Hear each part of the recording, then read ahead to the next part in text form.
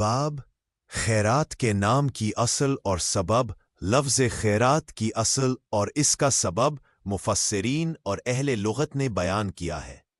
امام ابو الفرج جعفر بن محمد نے اپنی کتاب الخراج میں لکھا ہے، خیرات کا مطلب ہے ہر وہ چیز جو نفع بخش ہو اور جس میں بھلائی ہو۔ جب کسی چیز کا مقصد یا انتہا کسی بھلائی پر ختم ہو تو اسے خیرات کہا جاتا ہے۔ اسی طرح کہا گیا ہے کہ تاریخ کا مطلب ہے وقت اور زمانے کا تعین۔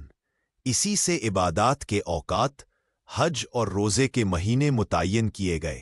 شادی، تجارت اور دوسرے معاملات کے لیے بھی اوقات مقرر کیے گئے تاکہ نظام بہتر طور پر چل سکے۔ قرآن مجید میں ارشاد ہے، یسألونک عن الأہلة قل ہی مواقیت للناس والحج، البقرہ 189۔ ترجمہ، وہ آپ سے نئے چاند کے بارے میں پوچھتے ہیں، آپ کہہ دیں یہ لوگوں کے لیے وقت کے پیمانے ہیں اور حج کے لیے بھی۔ خلاصہ، خیرات کا مطلب ہے ہر وہ چیز جو نفع بخش ہو۔